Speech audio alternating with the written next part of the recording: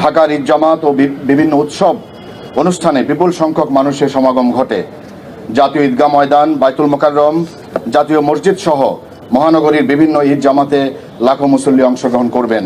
একই সঙ্গে ঈদের ছুটিতে বিপুল সংখ্যক মানুষ ঢাকা ত্যাগ করায় নগরীর অনেক আবাসিক ও বাণিজ্যিক এলাকা আংশিকভাবে ফাঁকা হয়ে পড়বে। এই সামগ্রিক প্রেক্ষাপট, বর্তমান নিরাপত্তা পরিস্থিতি, অতীত অভিজ্ঞতা এবং সম্ভাব্য ঝুঁকি বিশ্লেষণ করে ঢাকা মেট্রোপলিটন পুলিশ একটি সমন্বিত প্রযুক্তি নির্ভর ও বহুমাত্রিক নিরাপত্তা পরিকল্পনা গ্রহণ করেছে।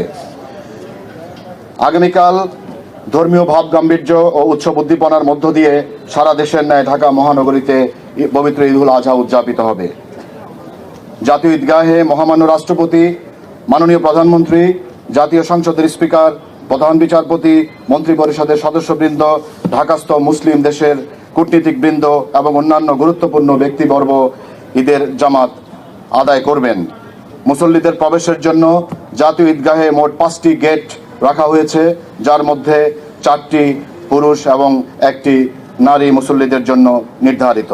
ঈদগাহ ময়দান ও আশেপাশের এলাকা এসবির সুইপিং টিম এবং সিটিটিসির ডগ স্কোয়াড দ্বারা সুইপিং করা হচ্ছে এবং সুইপিং করা আরও হবে।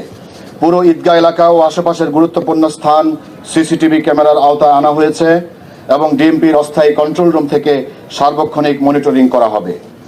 ঈদগাহের সকল প্রবেশপথে আর্চওয়ে, হ্যান্ড মেটাল ডিটেক্টর ও ম্যানুয়াল তল্লাশি ব্যবস্থা থাকবে। ঈদগাহ ময়দানের চারপাশে পিকেটিং এবং লাইনিং ব্যবস্থা থাকবে।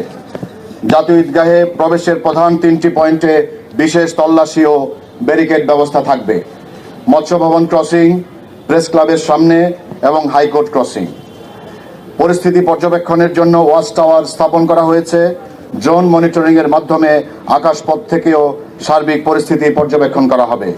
ইউনিফর্মধারী পুলিশের পাশাপাশি সাদা পোশাকে গোয়েন্দা নজরদারিতে নিয়োজিত থাকবে। সোয়াট, বোম ডিসপোজাল ইউনিট ও counter terrorism unit stand by থাকবে।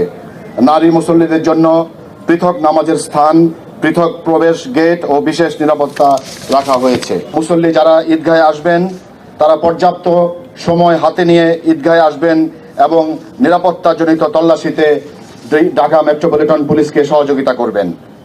গাড়ি যোগে আগত মুসল্লিদের রোড ব্লক এলাকায় নেমে পায়ে হেঁটে ঈদগাহে প্রবেশ এবং নির্ধারিত স্থানে গাড়ি পার্কিং করার জন্য অনুরোধ করা হচ্ছে।